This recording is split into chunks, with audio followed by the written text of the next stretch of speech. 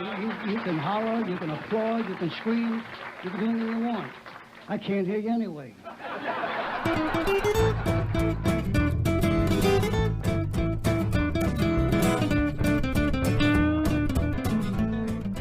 Hi, everyone. Welcome to the first episode of the SLDirt podcast. I'm your host, Kyler. I think I figured out how to stop lockdown brain. I haven't been able to focus on reading or writing or even watching anything really. So I kind of just by accident started watching foreign series, international series on different streaming channels. And that really kind of helped unlock my brain. Been able to focus more. I'm not looking at my phone while I'm watching TV. So I don't know, it worked for me. Maybe you should try it. 3 series that I think you might like. One is called Undercover. I believe it's Finnish. It's on Netflix. Also, there is one called Caliphate. It's a limited series. That really blew my mind. And then also Fauda. I think a lot of you may have seen that, but that was pretty cool too, out of Israel. So I'm going to keep doing that. I hope it works. Today on the show, we have Los Angeles Times bestselling author Stephen J. Schwartz. This guy is pretty damn cool. His 2 novels, Boulevard and Beat, really blew my mind when I read them earlier this year. Definitely a different take on the whole detective thriller genre, so I think you should definitely check those out. His nonfiction work that he put together as an anthology is called Hollywood versus the Author, and it's about when writers try to sell their work or are approached to get their work sold by Hollywood, into Hollywood. Some really cool stories there. Michael Connelly and Bosch is one of them. So we got a lot of successes and then some pretty disturbing, horrific, tragic stories. It's an incredible read. Stephen has one of his experiences in the book as well. So without further ado, let's get to it and talk to Stephen J. Schwartz.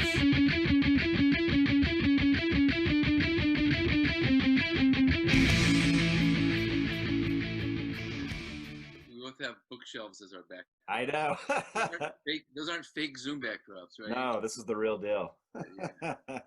I love it. Well, I saw on Facebook, because when I interviewed you last time, we were talking about how challenging it has been to write during all of this. But I've noticed you've been out like you got a great landscape to be writing to lately. So you're maybe you could tell me about that, because I've been struggling writing. I'm in the process of a novel, and maybe you want to start, because we'll get into it. Okay, let's do it then. So we already started. Let's start. I'll do an intro later and then put that on. So yeah, here is Stephen J. Schwartz. Happy to finally meet him face to face online. Face to face. Yeah. So yeah, let's talk about your experience with all this COVID stuff as a writer, as a professor. How have you been able to? Well, it's funny. I just got off of a Zoom call this very second to get onto this podcast with our faculty for Emerson College, and now we're going to have like weekly Zoom calls to prepare for the classes beginning in the end of this month. And it's we still don't know if it's going to be entirely online or if it's going to start online and then have an in-person component. But we're pretty sure it's going to be online and stay online for the whole fall. So. Yeah, those decisions are being made. And no one has all the answers. And my students all have internships. I teach a film internship class, or support the internships of film students that come from Boston in their senior year in Emerson College. They go to Los Angeles. They get involved in the film industry. They have internships at the studios, the film studios, production companies, talent agencies, and on and on. And normally they're there and they're doing all that hard work. And then my class kind of teaches them how to be really good interns and how to take advantage of the networking that they're doing and how to learn about the industry. And now they can't do that. Everything's gonna be online, so they're gonna have their internships online from Boston, and I'm gonna be supporting what they're learning in their internships. It's we don't know how it's all gonna work. It's gonna be kind of funky. That's rough. At least we're all kind of dealing with the same thing, so we can cut each other some slack. Hopefully, I think that's awesome that you have I mean, with film school and different things like that, you always hear about professors who have no experience actually with the reality of the film business. So that's so cool you're able to get them internships in a practical setting. Because you had, I mean, maybe you could talk about that a bit, your experience way back when you were working for a certain production company, right? Yeah. I was working for I was the director of development for Wolfgang Petersen, and Wolfgang directed a lot of films. He started Das Boot was the film that brought him over from Germany, and that was an Academy Award nominee back in like '82 or something. And it's a phenomenal film. It's if you've never seen Das Boot, see it. It's I've seen it. Yeah, it's a great film. Yeah. Don't see the dub version, even though it's a pretty decent dub version. There's no good dub version, you know. So yeah, that was the one that really gave him the esteem. And then he directed a number of films. He did Never Ending Story, and he directed In the Line of Fire with Clint Eastwood. That also really established him in Hollywood. And when I came right after In the Line of Fire to join him, and I worked on Outbreak with him with Dustin Hoffman, and then Air Force One as well with Harrison Ford. And then after that, I left, and he did Perfect Storm, and he did Troy as well. So he's done a lot of big Hollywood films. Yeah, those are huge films. Huge. Like 5 years. Yeah, big films, yeah. And I was there for about 5 years. We also produced a number of films that he didn't direct, like Bicentennial Man, which I worked on. That was a project that I actually that was like my project. I worked with Nick Kazan. Nick Kazan is the screenwriter, phenomenal, right. Academy Award-winning screenwriter, great guy. That was from a short story by Isaac Asimov. So Nick had to take that short story and adapt it into a feature script, and then do like 25 drafts for us.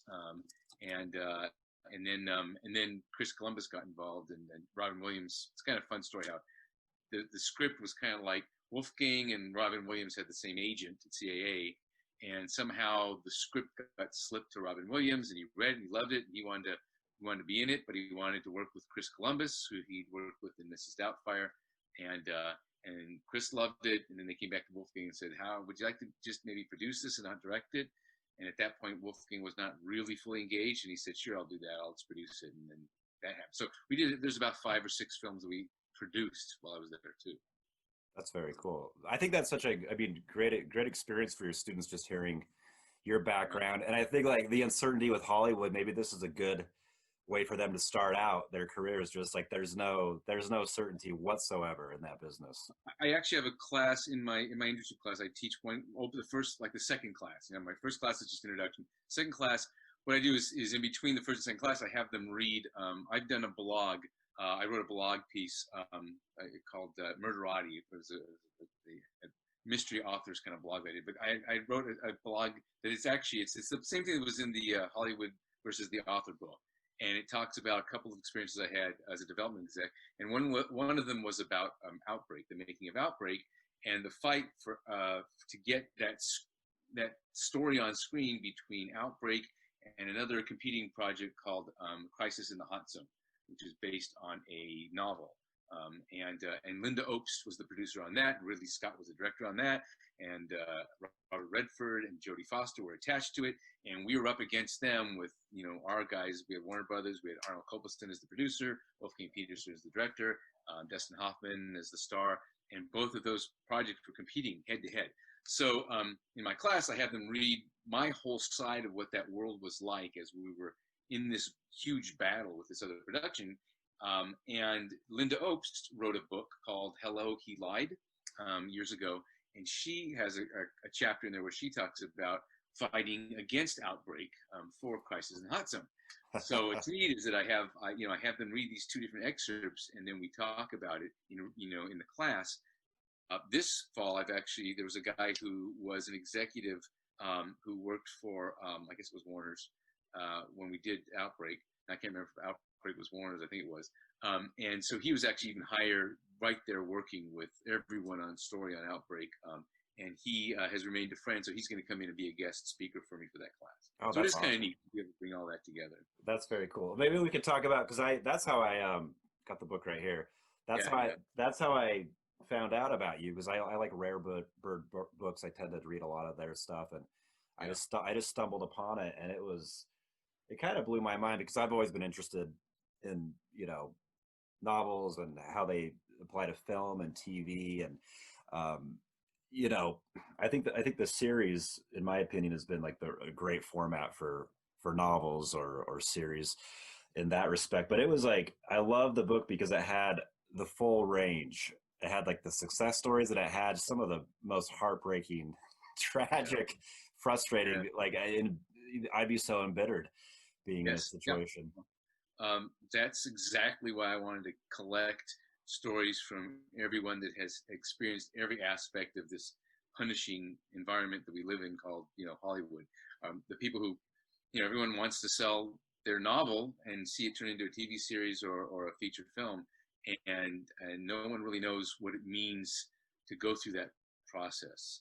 And even when you get the opportunity to go through that process, it's usually a horrifying tragedy of an experience which you wish that you had never ever done and was never worth it. Everyone thinks that their book is going to suddenly become Game of Thrones in the series, or Dexter, or Right. something, Harry Potter series, whatever. Those are very, very few and far between, and they are the great exception to the rule. So I had some people in the book, that were very successful, like Michael Connolly. He started off with his experience of getting Bosch off the ground. But even him, and he had 20 years in, and I don't know how many novels he had, 20 novels in before he, decided to try to buy the rights to Bosch back from Paramount. Right. And Yeah. about, and it was still a real struggle for him, and he had so much experience behind him and so much clout. So think about the person who just has one novel, that's getting optioned, and the opportunities they may or may not have. Usually, it's a very disappointing process because their voice, an author has a voice in their novel, but the author, the screenwriter, really doesn't have a voice in film and TV. It's taken from them by the director or producer. Hmm. So, Yeah, it's anyway, good. It's good. Just like, I mean, reading that and acknowledging that. So if you're a writer, you got to, either hold out or accept that and let it go. I saw Dennis Lehane speak a couple of years back at a local bookstore here in Salt Lake, and people were, the Q&A was mostly framed around the movies. People wanted to know about the movies, and he seemed, he was there to talk about his new book, but he was just like, well, he talked about how he was fortunate enough to have high quality people purchase his stuff, like Clint Eastwood. So he's like, well, it's in their hands. I trust it. Boom. right? And he's had some great, great success, and movies came out, pretty good. Yeah, no, they're But it's great. rare. Yeah. It's rare. He's a great writer, and the films that came off of his books are very well made. Yeah, that is rare. And it's funny, I didn't even talk about in Hollywood versus the Author. I didn't really talk about my own experience with my first novel, Boulevard. But that was optioned right off the bat. As soon as it came into the marketplace, it was optioned by a major producer, a guy who produced The Office and The Tudors, and he was the head of one of the studios, Ben Silverman. If you ever watch The Office episode, he's the producer on every single of the Office. So big producer. So I was very happy, to be able to have that producer involved, and it was going to be a TV series. And he bought it for a big director that he wanted to work with. And so the option, it's a year option, and so he buys it for a year, which means that I can't sell it to anybody else. He's got a year to get off the ground, and at the end of that year, he has the option to renew for another 6 months, which means he's the only one that can renew for 6 months. If he wants to take it, he does, and he did that. So normally within a year's time, someone can get it off the ground, and it happens. And you're not selling your option. You're basically taking a smaller payment just for them to have the right to get it off the ground and no one else. So after a year, he renewed the option. So it was a year and a half, and then ultimately he just returned it. It's like he didn't do anything with it. So he kind of held it, basically kind of put it on a shelf, and nothing happened. So all the heat that was the energy that was there in the initial sale completely disappeared. And then then I was on my own to try to get it off the ground for many years after that. And now I've got another guy who's got an option on it now. I'm just giving him I'm giving him a 12-month option now, and he might be able to get off the ground. It's interesting how these things, anything can happen. There's no real route. I mean, the weird thing is that it's been optioned by a few different people. I've had a few different major showrunners involved, and then slip out, and then just on and off, on and off. This is how it works, trying to get your book to a film deal. And then I got an email from a young film director in Canada in Vancouver who said that he wanted to direct a short film for his reel, and he worked on the show Lucifer. And one of the producers of Lucifer said, "Oh, I'll write you a short film based on this book called Boulevard."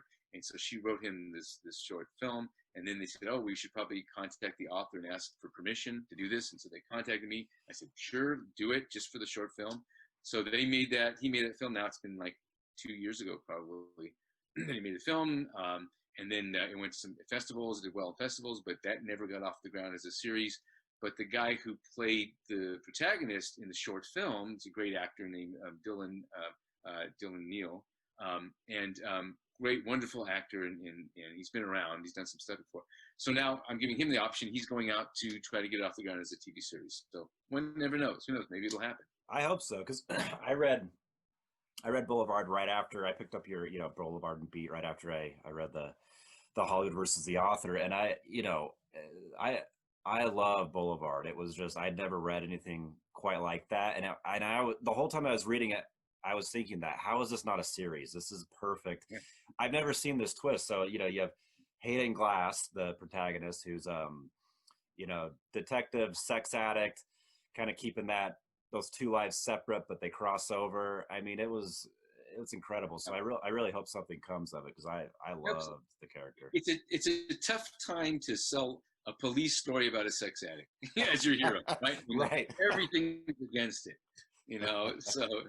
So, but if people understand it, the thing is that people have to really put their neck out. People in the film business very rarely stick their neck out for a project. And if there's anything that could possibly damage their career in sticking their neck out, they will not, and so that's been my experience, is that it's just been too risky for people to attach themselves to a story like this. The people who really understand the story, they understand that the hero is a person with great faults, and he has very little respect for himself. He's got a lot of shame for what he does. He's going through a 12-step program. He has a sponsor. He's very aware that this is a problem he's trying to work through. He gets his 30 days, his 60-day chip, and then he falls off the wagon. He goes to a strip club or a massage parlor, or whatever. He goes right back on, back to day one. So he's struggling, and he doesn't think he's a heroic character, but the people around him, the things that he does are heroic. The things that he does are for others, and it's because he doesn't have a lot of self-respect. So he doesn't mind hurting himself for the sake of others because he doesn't respect himself. So it's a very complicated character. And if people get that, then they'll realize that it's not gratuitous. I'm not telling the wonderful story of a sex addict, getting away with being a sex addict. It's about a guy who's struggling. It could be alcohol, it could be drugs, it could be whatever it is, that people struggle with in addiction. Yeah, you see that trope all the time. I'm watching the new Perry Mason on HBO, and we're kind of okay with a detective who's an alcoholic. That's kind of expected. But if there's other addiction, the public, we're just not ready for that yet, I guess. But I hope it comes to light. I love those two books. Well, thank you. I appreciate that. We will see. It kills me when I watch my wife and I watch Netflix. We look at all the new shows that are available on Netflix, and there's a billion new shows. It's like anyone has an idea, it's like there was an episode of South Park once. It was really funny where I can't remember the characters, but they're like trying to get a Netflix show off, and they call up Netflix, and the person who answers the phone at Netflix says, "Hello, Netflix, you're greenlit." Everything has a show. Yeah, no, it's true. It's true. Like because I'm having a lot of time on my hands, especially through the summer here. I've been watching a lot of. I think it's cool. They're putting a lot of international series on there. So I watched a couple, one from. Yeah, I watched one called Fauda, which is about. Yeah, that I really like that. And then I finished up one called Caliphate last night, which I love that. That one's incredible. It's Swedish, but it deals with girls who are kind of like from Sweden who become Muslim and associate with ISIS, and then they're like 13, 14 years old, and they go to Syria. So it's only a one season, a limited series, but that one, I finished it last night. I loved it. One of the best things I've seen in a while. So it's cool that they're getting stuff like that, because we're getting different voices from all over. I'm fortunate enough to live here in Utah, so I get to go to Sundance and Slam Dance every year. And that's one of my favorite things, is just seeing all like I saw some amazing German films this past season. So you see all these, the film business is just, not Hollywood. So it's really cool to see different voices throughout the world kind of get a go, especially on Netflix. So that's cool. But yeah, they should take you up, man. I mean, that's Yeah, I look and I go, why is this not a series? Why is this not happening? well, yeah, Bosch. You have to wait the 20 years, right? So, yeah, I think so. Yeah, well, you also have to write 20 novels too, so. You got to go for it. Yeah, my wife loves Bosch. She's all into that. So, anyway, one thing like it was really cool. I have a laundry list of books that you recommended from last time we talked. So I want to thank you for that. Anything new that you've had the time to read? I don't know if you've been able to focus on reading. I've struggled here and there through all this, but yeah. Well, it's interesting because I'm writing now, and when I get to writing, I read only the things that I read for a specific purpose, to get a sense of this or that, or how a particular author deals with a particular type of character or situation, or a very large novel or different concepts. So I'm not really reading as much for pleasure. When I read for pleasure, well, actually, there's a couple of different things. I'll read based on what people recommend to me. I'll read when I feel like I've lost my voice. Then I will go back and read Fight Club again, because I've read that 8 times now. And Nice. Fight Club really strikes me. I just love that work, and it strikes me at a certain level that reminds me of how I want to write, and why I write. Or I'll read Bukowski, any of his novels except for Pulp. I'm not a big fan of Pulp, but everything else. You read Bukowski, it's so honest, it's so strict and direct, and it's such a complicated character. Everyone thinks he's this type of character, but he's really actually kind of a more sensitive person. And if you get that when you read what he experiences, and so Bukowski and his tight clipped lines, like Hemingway, so those center me when I feel like I need to be centered. And then when I'm writing, I read a lot of research. So for the current novel, most of it was research for the last few months, climate change type of research, things like that, scientific stuff. And then I started, okay, now I want to read some things, just a bit more characterization. I reread Liska Jacobs' Catalina, because I like what she was doing with characters. I'm talking to her tomorrow night. I'm talking to her. You are? Yeah. Oh, okay. Yeah, great book. Yeah. I mean, I love that. Yeah. Catalina's beautiful, very, very well written. And I was with her in a class in the MFA program, and I read chapters of that when she was just writing it. So it's very neat. That's great. But she did a wonderful job. So I look at character relationships through that. I'm just about rereading The Fountainhead, which is a big tome, and there's I kind of wanted to see how the character Dominique was reflected in that. I love some of the characterizations, how the protagonist and female character relate to one another, and so there's some things in that. I was reading recently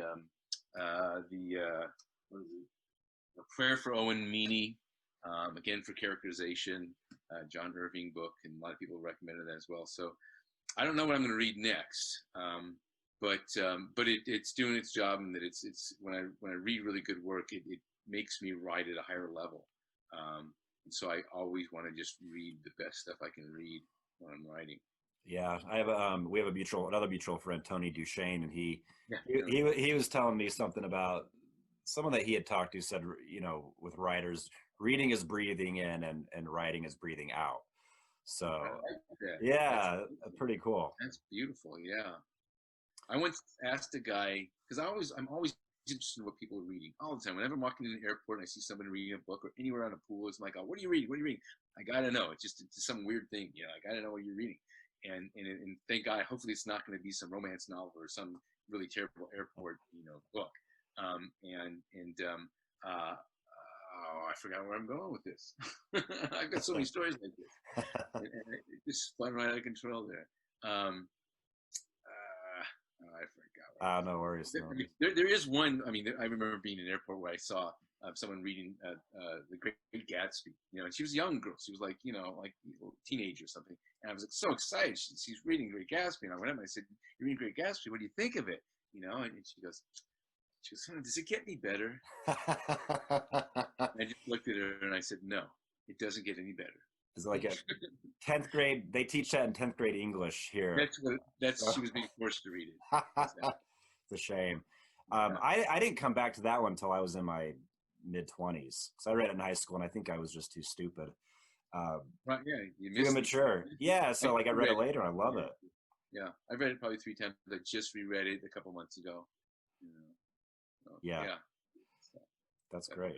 I was going on originally. Maybe it'll come to me sometime in the interview. Yeah. I'm thinking like one thing I love to do is a couple summers ago I went out to Monterey and did like the whole Steinbeck thing down in Salinas. Yes.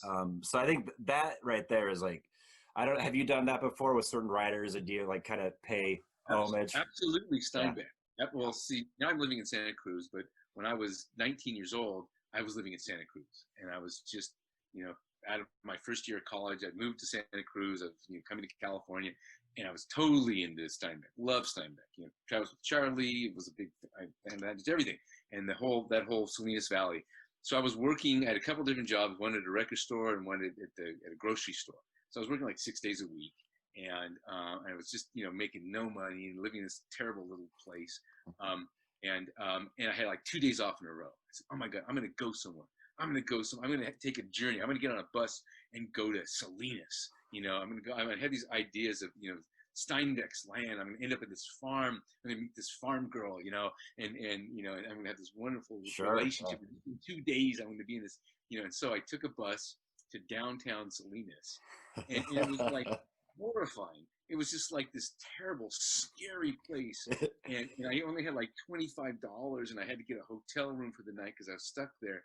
And it was just this terrible, disgusting hotel that, you know, that like a rented by the hour kind of thing. And I had to bring a desk up there so I could write when I was up there. And it was really loud, and there were people, you know, snoring. There's a guy in the room next to me that was snoring. It was so loud that my room was vibrating, and there was all these kind of hooligans, you know, around, the drug deals going on. All this, and this was my, you know, Steinbeck experience, you know. And as soon as I can get the bus out the next day, I got out.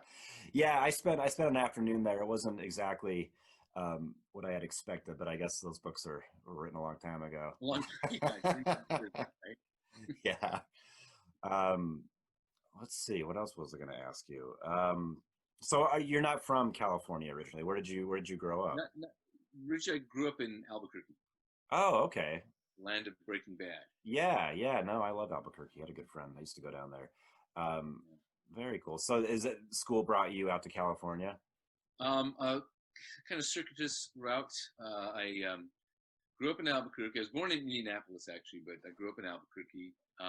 Great place to be a kid. I was very lucky, very happy there. I went to Texas, Denton, Texas, to study music for a year. So I went to a jazz school. I played saxophone, and so it was a really phenomenal jazz school in Denton, Texas, of all places. It's called North Texas State University. One of the best. Have you ever seen the movie Whiplash? Oh yeah. So it was like that. That was the environment. Oh no. School. Really freaking intense. And during the course of that time, I realized that, you know, there were two things that I always wanted to do in life. One was music, and the other one was film and writing. And I realized that I really wanted, by spending that year in the jazz school, I realized that I really wanted to go into filmmaking.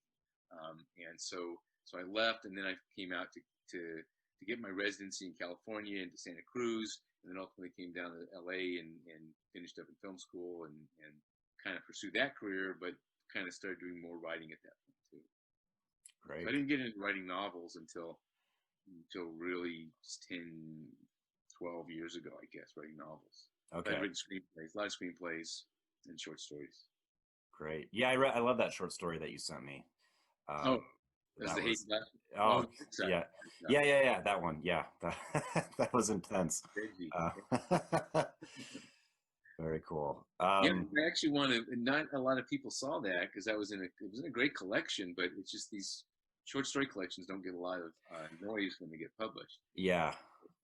So I have time.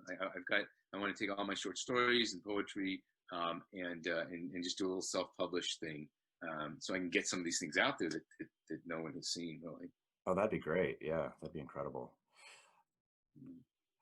I don't know if you saw the short that I did, Crossing the Line. I think I sent you that one, right? Is it Hayden Glass? Yeah. That was interesting. Because my publisher, that was after I wrote Boulevard, and the publisher said, while people are waiting for Beat to come out, you should write a little something that kind of teases them, and like maybe write a little short story about Hayden Glass. I said, oh, that's cool. I'll do a little prequel, and that's what Crossing the Line was. Oh, cool. Because I thought you'd written that before. I thought that was like the genesis. So that's cool that you put that in between. Yeah. That I want everyone to read those two books, but like there's some dark shit in there. It did not turn out how I thought, and I love that. It was just it totally threw me. So I would love to see. Do you have any consideration of writing more Hayden Glass?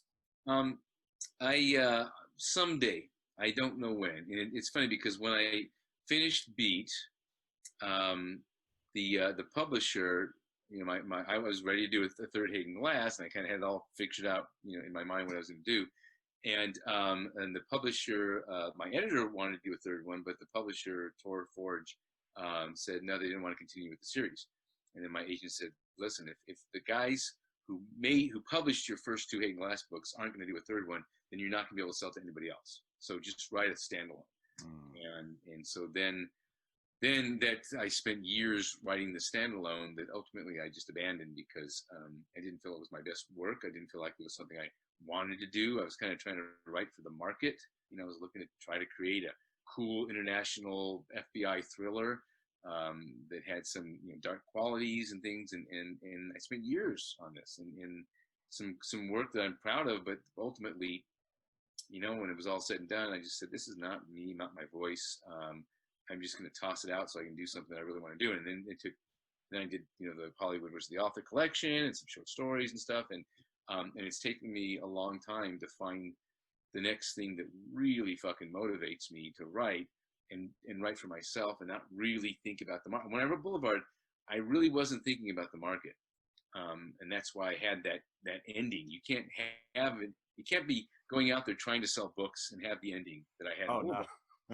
And I knew it. And I had a lot of agents when I first was looking for an agent that said, if you consider some serious changes, then we'll work with you. And like that was the big serious change was the end. And I just said, no, this is the end. This is the way it should be. And a lot of publishers too. I got my agent, and he was motivated and excited, and he went out. All the publishers, most all the publishers, also said the same thing. And he had to kind of go out and push it on an editor who he knew would love it, and the editor dug it, and I was able to keep my ending. And I wouldn't have sold it if I had to change the ending. Well, I mean, we both read a lot, and with me at least, like you forget so much that you read. So I think like a book like Boulevard, if it didn't have the ending that it had, like I may have just tossed it on the shelf and had fun with it, but that stuck with me, and that's gonna stick with me for a long time.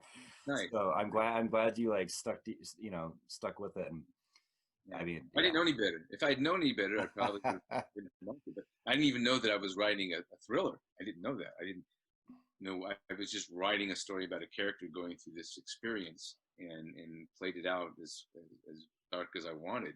And then it was until later, in fact, when the book was ready to go out, wasn't until just before publication date that my editor said, okay, do you want this to go out as fiction or as mystery thriller? And I said, I don't know. What's the difference? What does it mean? He says, well, if you go out as mystery thriller, the people the readers will probably be more involved, and it's the bigger market, and you'll get, you'll get more recognition through that genre, I said, sure, go for it. I didn't realize that it was exactly where it should have been. I mean, it's in that crime mystery. Totally. But if I had been like trying to satisfy that market and that genre, I probably wouldn't have written that ending, because I would have thought, oh, no one will want to see this. Mm-hmm. And when my agent sold the book, he said, hey, I've got a great deal. It's a 2-book deal. And I said, well, yeah, but I just gave you 1 book. He said, yeah, you have to write another book now. I said, really? I said, okay. And he says, yeah, and you can do a standalone or a sequel.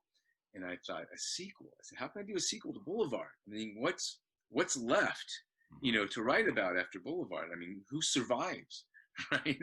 And but then I thought, and then I spent a little time thinking about it, and I thought, no, this will work. This actually can be a sequel, and it can be a continuing character. And someday I would love to go back and do more Hayden Glass. But my head would have to be in that place, and I kind of like to move on to something different, and I'm moved on to something very different now. I don't know. If there really was, I mean, if someone came to me and said, you need to write another Hayden Glass, and they gave me a publishing deal, then I would definitely do it. But if I'm going to spend my own time writing while I've got a day job or 2, and I'm trying to write in the evenings and all that, and it's going to take me years, then I'm going to write something different, something new. That's good. I mean, it's the Hayden Glass. That's like such a killer name too. How long did it take you to write? I imagine like with Beat, the second book, you probably had like a year to come up with that. How long did you take for Boulevard? Yeah. Boulevard, so that was my first novel. So I'd written screenplays, but not a novel. So I kind of had to learn to write a novel. And I had a day job. So I could only write in the evenings and weekends and holidays and vacation days and any sick day I can justify. So it took me 3.5 years, basically evenings and weekends, to write that.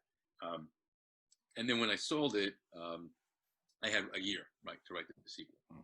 So I spent the first 6 months of that year doing research and loving it, and getting embedded with the San Francisco Police Department, and and going out with the cops every night, and just having a great time. I still had a full-time day job, so it was still just evenings and weekends, and a lot of stress because then I only had 6 months to write the book. At that point, after I did all my research, very, very stressful. I got it out in time. I was maybe a couple months late, but the publisher was going out late anyway. So it's nice to have a deadline, because you actually do finish something when you have a deadline.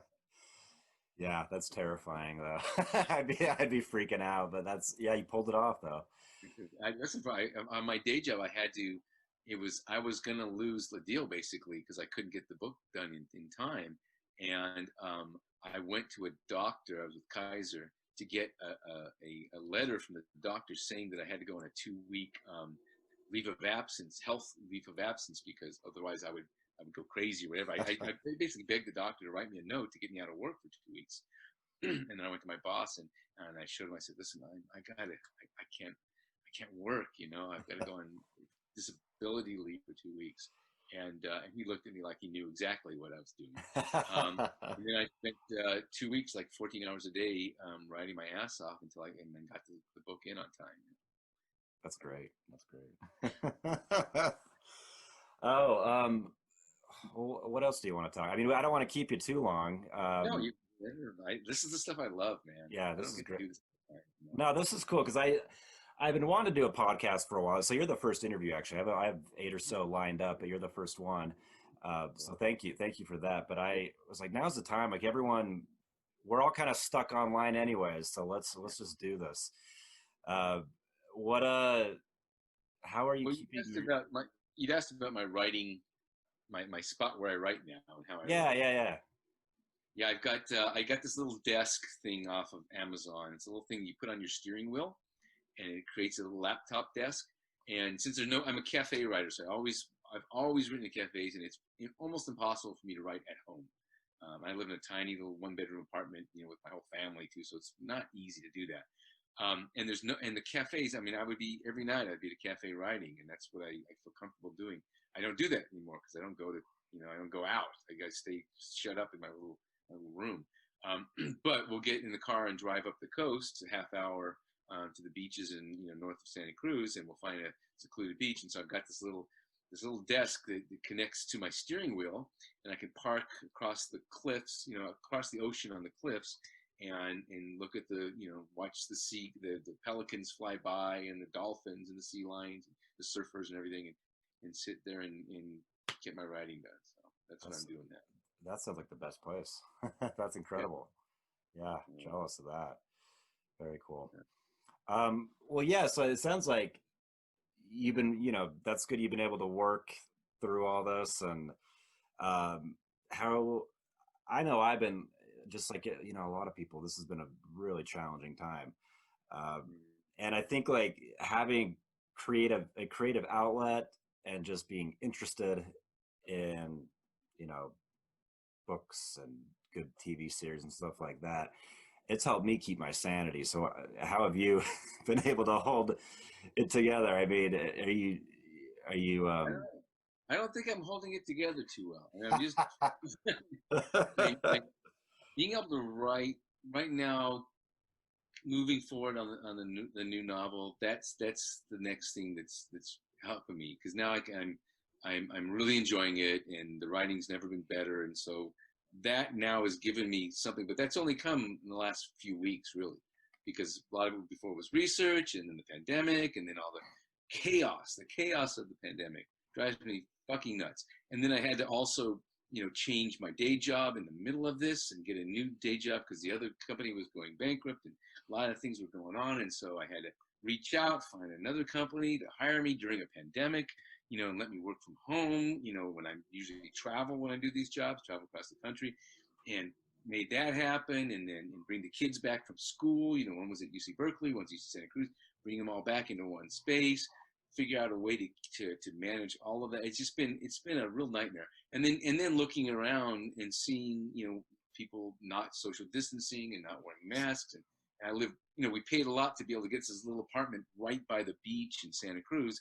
And then I walk out the door and there's thousands of people not social distancing and wearing masks. So I can't even go to the beach outside my door, Right. Yeah. So it's been exhausting and frustrating and kind of sad. I pull out my saxophone and I start kind of playing sax on Saturdays, but I live in an apartment complex. I don't want to torture people, And so now I'm just I'm settled in the new job and kind of got a routine going. And I'm in a good place in the novel, and now it's just, that's what I'm looking forward to. It's just to keep pushing through the novel. It's going to take me probably a year to finish the first major draft, and at least I've got that to kind of look forward to. That's great. If that means that's called staying sane, then that's what I'm doing. No, it's good. How are you staying sane? I have 3 dogs that are like happily oblivious to what's happening, and they're just thrilled that I'm home all the time. So they're loving this.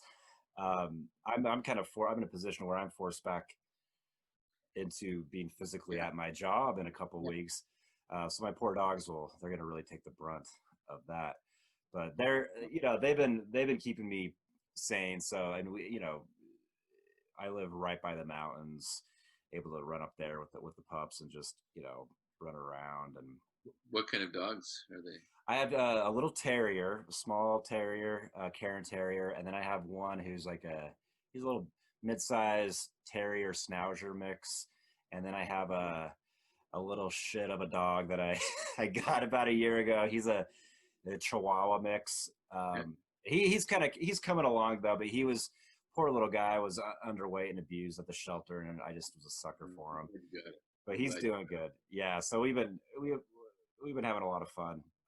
But honestly, it's dogs all the time. I'm the crazy dog person. Nice. I'm a big, we're 2 blocks away from the biggest dog beach in Santa Cruz. Oh, wow. We're going there, every day in the afternoon and the weekends, even if I didn't, I've got a dog. Our dog's 16 years old. She's a 16-year-old Labradoodle, and she's blind, and so she likes walking around there, but she just bumps into other dogs and freaks out all the time.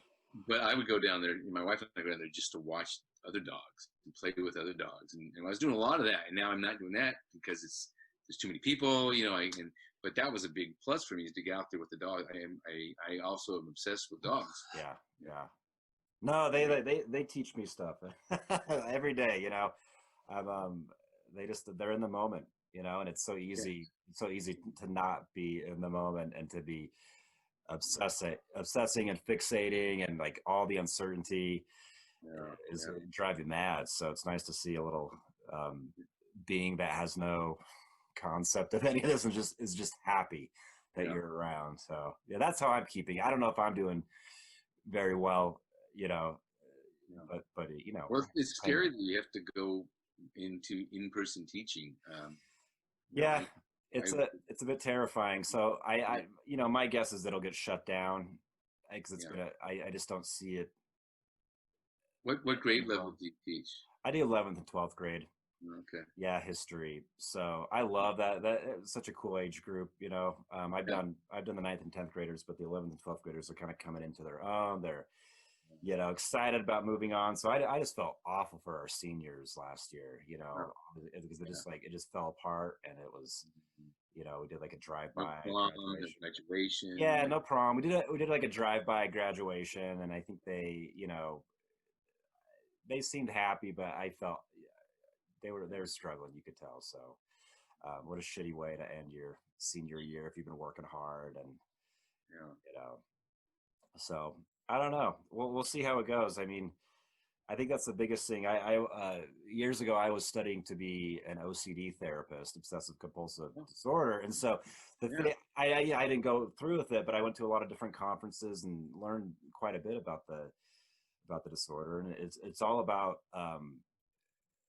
an inability to accept uncertainty. So you have someone who washes their hands obsessively, compulsively, and so they're never certain, and they can never be certain. So I think like learning a lot of that has helped me, at least. I don't think it's made me feel any better, but it's maybe at least recognize that we're all kind of in a position where some of the poor people who suffer from that, it's like the uncertainty is just, it can be devastating. Yeah. We should talk offline about that too. Have some definitely experience with family members in that. It's a big deal.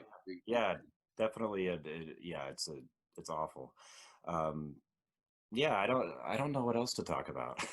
I mean, anything else you got? I mean, I'm gonna cut a little bit of this out, but I don't know. I just always love talking about.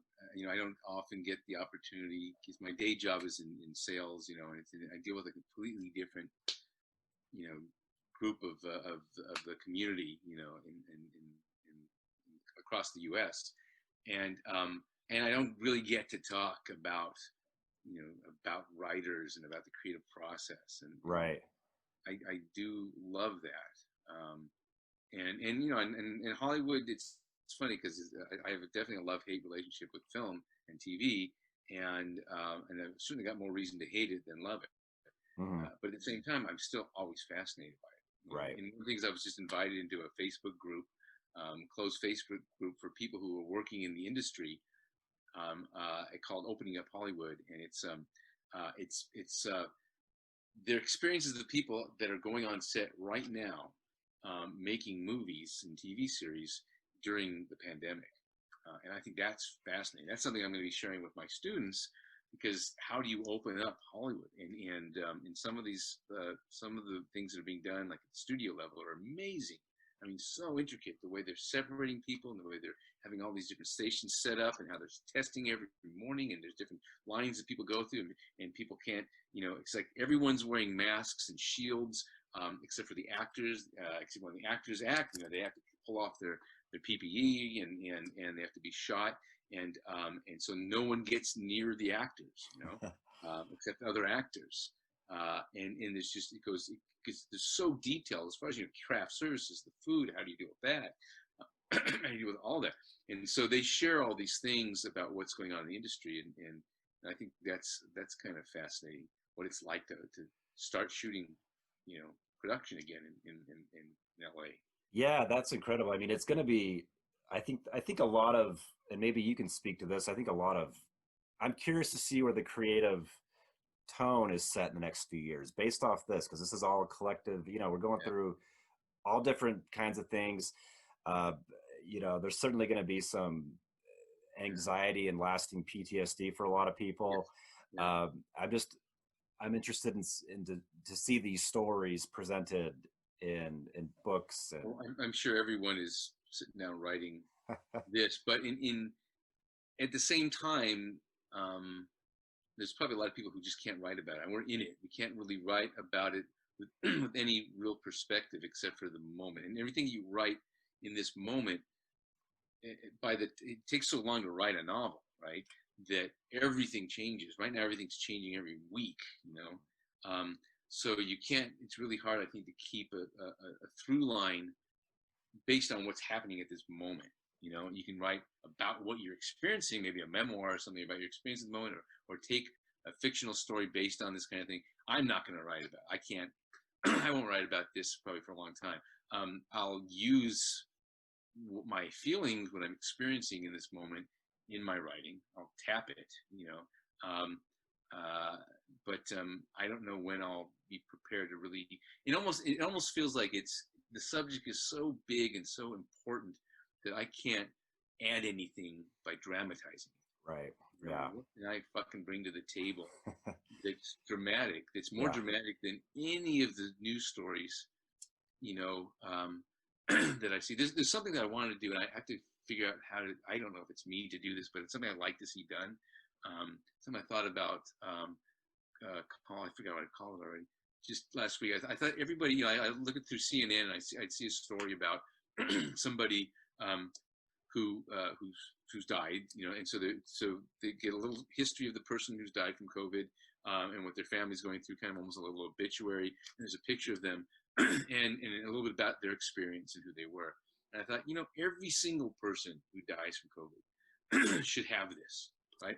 And however many hundreds of thousands of people across the world that there should be a little bit like this for every single person, so that we can actually see. It's a memorial. It's like Shoah, you know. It's like something that we can do it in this digital age. It's not a hard thing to get a template, you know, for a place for a photograph, a place for the bio, a place for kind of, you know, how this person got COVID and what their experience was through it.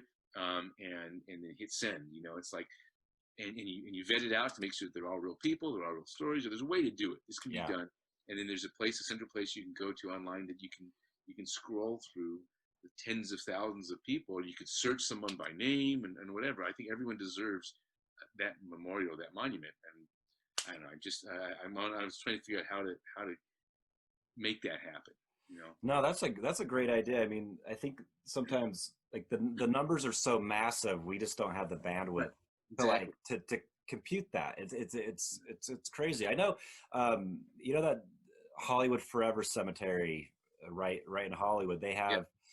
I don't know if it's on their website anymore, but they used to have these kiosks where they were working on a project for a long time, where they were memorializing their the people who were being buried there, so families could like add photos and different things. And I think they have like, you could scan a QR code or punch in something, but I had like, the idea was, I don't know if they ever stuck with it, but the idea was to have thousands and thousands of people that were buried there. And then you as a visitor could just like walk in and kind of look up people and just, you know, just regular people.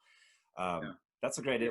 One thing I did with my students, you know, because we had the last quarter was just a complete shit show, and to expect to be able to teach high school kids, it just wasn't practical. So I had them do, I'm big on primary sources when I teach. And so I said, you know, just keep a journal, and, you know, things you want to turn into me, turn in. If you're not comfortable, don't turn it into me.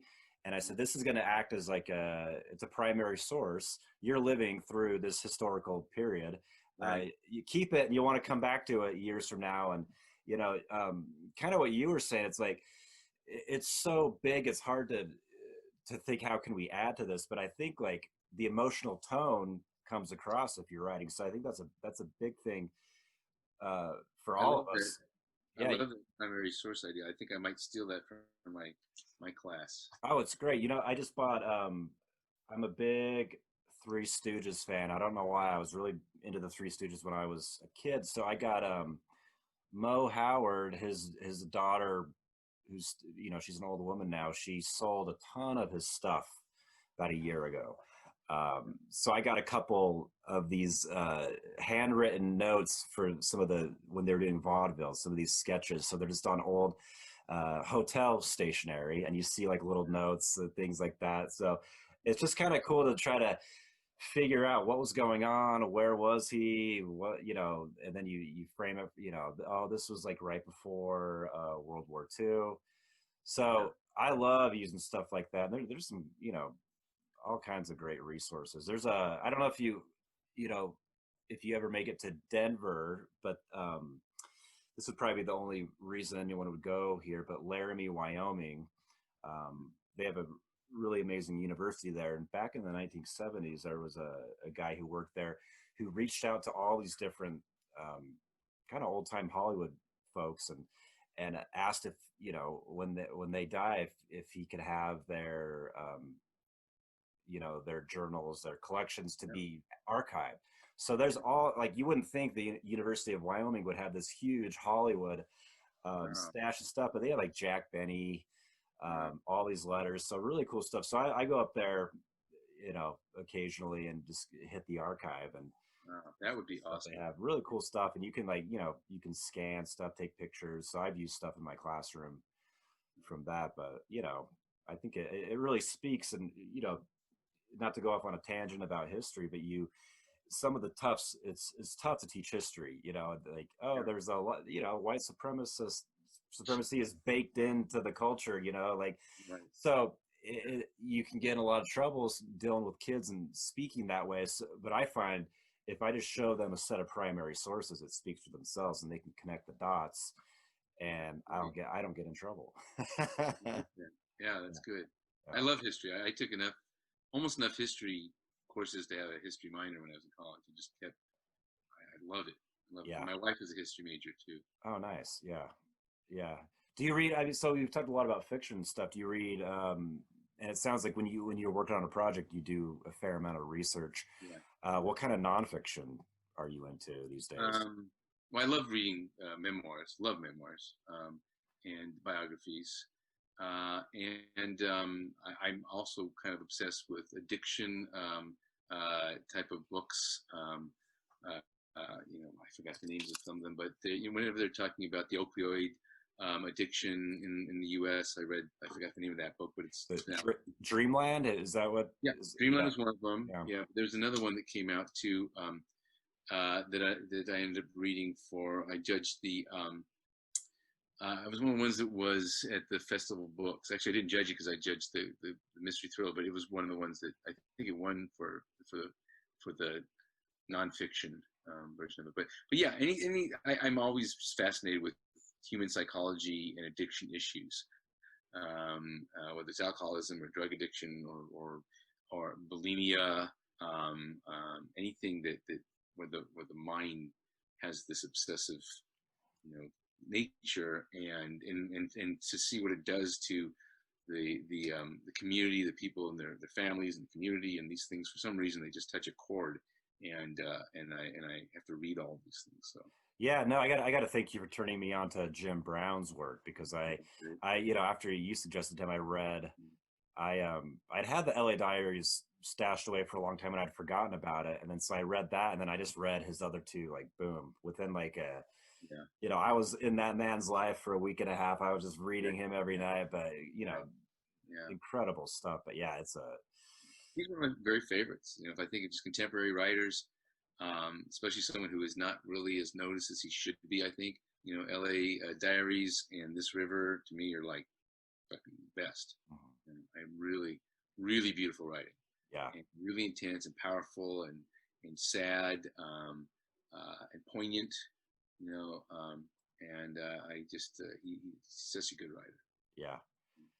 There's another one that's I just saw here in this book in my little bookshelf here. Where is it? Here. Yeah, I read this a little while ago, which is kind of cool. The Heroin Diaries by Nikki Sixx. Oh yeah, I read that. I love that book. I read that several years ago. It was oh my God, I can't believe that guy's still alive. I know.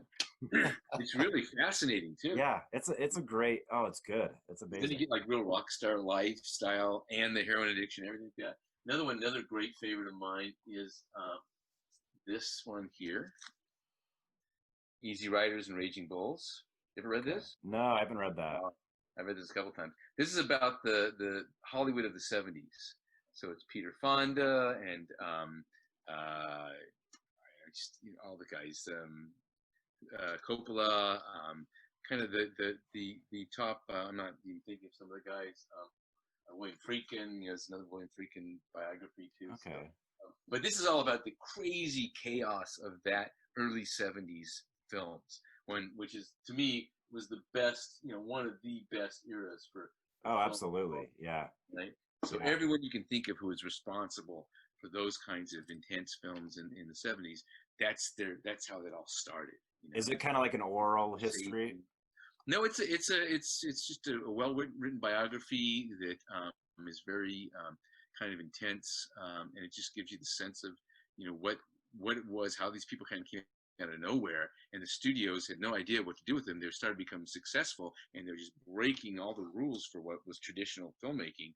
And the studio heads had no idea. They just had to run with it, let them do it. They're making money. And that became, that was the golden age in a sense for freedom for Hollywood directors. That's kind of when the Hollywood auteur came about. Scorsese came out, Taxi Driver, Raging Bull, all these great, Dennis Hopper. There's a lot about Dennis Hopper in there. So that's cool. Yeah, so that stuff, I'm always fascinated by that kind of stuff too. I mean, anything that's well written, basically. I love to read. Yeah. About the cells of the human body or whatever. If it's well written, I'm interested. Yeah, I mean, it puts you into we're not able to travel all over the world and live different lives, so that's our only way really is to read. I mean, yeah, I'm glad you brought up that Nikki Sixx book because it's been several years since I read that. One of my favorite books, it just reminded me of this, was an Aerosmith oral biography or autobiography, whatever. So it's just like, I don't know if you read the Motley Crue, the Dirt, and it's kind of like an oral. So yeah, you should check that out if you like the Nikki Sixx book. So it has all the guys, and it's just like, Tommy Lee, and then it's like a paragraph a page, Tommy Lee. But there's an Aerosmith book called, I think it's just called Walk This Way, and oh my God, I mean, and it talks mostly about the early, in Boston, the early times, and same thing with those guys. I don't know how they're still kicking, but good for them. That's crazy. That's cool. I need to get I just got the Criterion channel. That's been a lifesaver these last few months. I hadn't had that before, so I don't know. A lot of great '70s films that I just never had heard of. I'm kind of drawing a blank right now, but I know this. So I know that channel. I got a buddy who's got like 10,000 Blu-ray DVDs of every. And when I teach, I have to fly to LA from Northern California, and then and teach at Emerson, and then I spend the night at a friend of mine's from film school at his house, and we always, I come back late because I teach a night class. I come back late and we make sure we see whatever I haven't seen, an old classic movie. There's a million I haven't seen. I want to see a Betty Davis film. I haven't seen enough Betty Davis, so he'll pull out all the choices and we'll see one movie, and I would do that, here with my family, but I'm here with my family and no one shares my taste. Yeah. If I don't want to watch anime, then we're not going to watch anything, And so I made, it was on Father's Day, my Father's Day and my birthday were like within a week apart. So on my birthday, I made everyone watch Godfather Part 1. Yeah. Then on Father's Day, I made everyone watch Godfather Part 2. Nice. What else behind you? You have the Godfather. Is that the screenplay or is that the Bible? Yeah. This is fucking cool. Is that the Bible? It's like the Bible. Is that what they call it? What it is it's the Godfather notebook, and what it includes is it's the novel of the Godfather, the novel. If you can see this, with all of Coppola's handwritten notes of how to make this novel into a movie. Right. Okay. So you've got the novel, you got the screenplay, you've got all the discussions about how to make this movie, this book into a movie, and I haven't really read it all the way through, but when I saw this, I said, this I have to fucking get, and I would love to teach a class. I would like to teach a class someday on adaptation, on adapting a novel, and in which case this would be the course study, to be one whole class just on adapting the book, the novel, The Godfather into the film. That's so cool. I don't know if he did this, but I know like back in the day they would like X-Acto knife out, or cut out the pages of the novel, Huh. and then like have a bigger sheet of paper on there, and they'd write the notes around it. So they'd make this this book That's from a cool. chopped up novel that they were I adapting. think that's when there was respect for the novel. When they'd actually read it, right? When they would read the novel. When they would read the novel. Yeah. Actually, when I funny story about that. When I first went out to introduce my first novel, Boulevard, to agents when I was sending it out, um, I just assumed that no one would read the work because I worked in Hollywood, and no one reads anything in Hollywood. They don't read screenplays. They definitely don't read novels. They read coverage basically. Right. You have to force them to fucking read a screenplay, and then they don't have their own ideas of what the screenplay means. They have to listen to well, who else likes this? Who else is interested in this? Who else is bidding on this? Someone else is bidding on that's like I've got a bid on it. Then it's like it has nothing to do with people actually experiencing the written word and understanding and loving it. Some people do, not a lot. Right. So I just kind of assume, especially the agents. I mean, you might expect the producer to be able to get it, but the agents, they're just going to sell something. So that was my attitude when I was trying to sell my novel. And I wrote this query letter that was just really fucking ballsy. I didn't think, I thought it was exactly, it worked. It was a really good query letter, but I had another author read it for me, and she said, wow, that's like really arrogant. Never do that. You should just know that these people are going to read the work, and the work will speak for itself. And what I had written, and I didn't think it was arrogant, but I mean, what I had written in the art, if it's for an author, they would never write this. And what I wrote in my query letter was, I said, listen, I've been a development executive in Hollywood for many, many years. I know within the first few pages when I read a script if it's going to be a really great script or not. And I get thousands of scripts, and so I understand what you're going through. You're being hit up all the time. You're always being asked to read something. So do me a favor, don't read these pages. I sent like 50 pages. I said, don't read these pages. Give it to your assistant. If your assistant is too busy, have your assistant give it to the intern. But at some point, the intern's going to give it back to the assistant. The assistant's going to give it to you, and then you're going to call me. So let's just go ahead and get to that point now. I love it. It's so honest. And it worked. It was great. I had like a lot of really good choices for agents that got their attention. But I can totally see after I got into the world, it's like this other author said to me, you don't have to do that. Just they'll read your work, and they'll determine if your work is good, and then they'll contact you. You don't have to try to coax them into doing it. Right. Oh, that's incredible. Well, I mean, that sometimes, but it is true. I mean, even with published work, sometimes I'll just go to when the libraries were open, I have a library right up the street. I just go there, just grab. I love going to libraries because they don't have the algorithm that knows exactly what I like, and I just walk in and take a book off the shelf. I love reading first lines, just anything random, and it's like, oh, that's an incredible line, or that that I'm not doing that. So I pretend I'm acting agent when I go into the library. But yeah, I mean, I can't imagine. I think it'd be a tough gig to be reading thousands and thousands of these things, and you're not feeling good one day. There's so many factors. You have a headache. Factors. Yeah, and you want to. I'm from working in Hollywood. You learn that you have a very short window to drum up excitement. And when you're told when you're going out with your novel to find an agent, that you're kind of supposed to give the agents respect, and you go out one at a time. You give to one agent, and the agent, wait till that agent gets back to you before you go to the next agent. And that'll take you 5 years, right? Because the agent will take 3 months, 6 months to get back to you, and then they'll say no, and then you got to go the next day, and there's no momentum, right? So I took a page out of Hollywood, which is when Hollywood releases, when an agent comes out with a screenplay in Hollywood, a spec script, they let everyone know it's coming. They give it to all the producers at the same time, and they say, I need to know who's interested by tomorrow night, kind of thing. Like, so they just build all this hype. And so when I went out with Boulevard, I went out to 50 agents at once. I found my top guys I want to work with, went out to everyone at once, and I started kind of working. So if I got any interest from one of the agents, then I'd go to the other agent and say, hey, this guy's interested. I need to hear back from you because, I really want to work with you, but this guy's showing some interest here. And so I try to kind of work everyone against one another, just as you do in kind of going out with the script in Hollywood. And it did kind of work. I had 9 really good agents that were interested, within a couple of weeks. and a lot of it was by trying to kind of massage the release of this idea. When it went out, it may not work with everything. Right. It probably won't work with much of anything. But I think because I'd written a book that was, commercial, and it could be seen, as a genre piece. Obviously, at least it worked for that. That's pretty savvy. I mean, because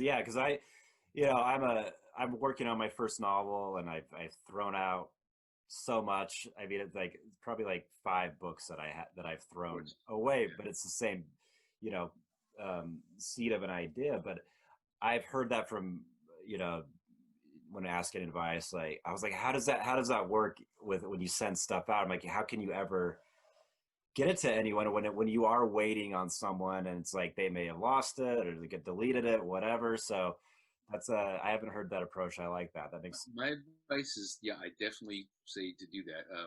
What I did is I looked at the last 10 years of New York Times bestsellers. I identified who their agents were. A lot of them were the same agents, interestingly enough. And then I looked at all the authors, kind of popular authors that I read now that are living with deals. Found out who their agents were. Found out that a lot of the guys and women and men that I really liked had the same agents too. So I identified, okay, these are the agents who are selling things that are kind of up my alley. And then I targeted that group of people. And then I went out all at once instead of individually. So yeah, I was it worked out. I was lucky. I didn't have to wait a real long time, but I wouldn't. And I don't want to even be thinking about it when I'm writing something. You don't want to be thinking about selling it. Right. I just have to push that out of my mind. I have to just say, you know what? I'm going to write this thing because this makes me happy to write this thing, and to rewrite it, and to throw shit out, and to rewrite it, and to play with the sentence and the rhythm of the sentence, and all that ultimately I have to realize that makes me happy in itself. And I'll just keep doing that a little bit every day until there's something that's done that I can send out, and then I'll worry about all that other shit. Right. No, I mean, I think a few years ago I had a subscription to Kindle Unlimited, and I was reading a lot of nothing against self-published stuff. I love a lot of self-published work. One of my favorite series is a self-published, 12 books. But there's all these books that how to write, and it's how to write to market, and it's I just don't see that working because the market can shift. And so it's you're writing something hot in the moment, and then it's by the time you're done and you've edited and gone through several drafts, that moment's done, and that this stuff kind of sucks when it is focused on trying to sell it like a commercial piece. Ultimately, that's what we want to do, but yeah, you got to just focus on what you want to write about. Yeah. Well, I ultimately had to make the decision that I would rather have 6 or 8 really, really good novels that I'm very proud of in the course of my life than 30 novels that might be forgettable. Yeah. And it's a tough decision to make because you want to just work full time as a writer, and to do that you have to write a book a year, and and whatever. And if you're not going to do that, you have to have a day job, and it's really hard to write. Then you're always complaining and bitching about that, which I'm always doing. Right. Me too. But if you look at, I look at Walter Tevis is a good example of a writer who only wrote 6 or 8 books. He wrote The Hustler. He wrote Color of Money. He wrote The Man Who Fell to Earth. He wrote a handful of books that are all freaking wonderfully great written. And that's all he wrote, and I love them. So that's some of my favorite books, and that's all right. Then you look at also another favorite author of mine is Jim. Am I forgetting his name? Jim. He wrote The Killer Inside Me, and The Getaway, and The Grifters. I don't know why I'm spacing on his name, but he's another favorite writer, and he wrote, I don't know, 30 or 40 books too, and he was kind of a pulp writer, but he was so good that a handful of these books were just fantastic. I don't know. I I'm not, but you got to go read those books. The scriptures is fantastic. I'll check them out. Yeah, I love pulp Yeah. stuff. There's a great bookstore locally called Ken Sanders. They're kind of shut down right now, but they have like a pretty good section of just old, like, first printing pulp stuff. So I'll occasionally just pick up something like, let's see, what I got right now, the Canary murder case. I mean, it's it's not that covers. Yeah, the covers are incredible. So it's like not the greatest, but just it's fun. It's like I would never have discovered that if I just didn't pop in and pull it off the shelf. Have you read Krista Faust by any chance? No, I haven't. That's someone you need to interview too. Okay. Yeah, read her book called Money Shot. Okay. And she was picked up by the crime pulp, kind of new publisher. I don't remember the name of the publisher. I don't really live in that world, but she was the first female author to be picked up by them, and she's a real character. She's really, really interesting. So, but her book Money Shot is fantastic. Okay, I'll check it out. Yeah, no, that's great. Very cool. Well, hey, I'm gonna keep these to about an hour, so okay. I think we've about hit it. But I'd love to, have you on down the road. I mean, or even like we can chat. Let's talk some OCD at some point. I want to hear more from you. But I really enjoyed this conversation. Yeah, me too, Kyle. I'm glad that you reached out to me initially, and we keep this going. And thank you for letting me be your first podcast. Absolutely, yeah. You got this. I hope so. I mean, it's a little nerve-wracking, but you just got to do it. You're doing well, and say hi to Liska for me. Absolutely. Yeah. People, wonderful person and great writer. Yeah. Hi. Okay. Well, let's keep in contact, and I'd love to have you on again. Yep, I'm there, man. Okay. Thanks. Awesome. Thanks so much. Take care. Bye bye.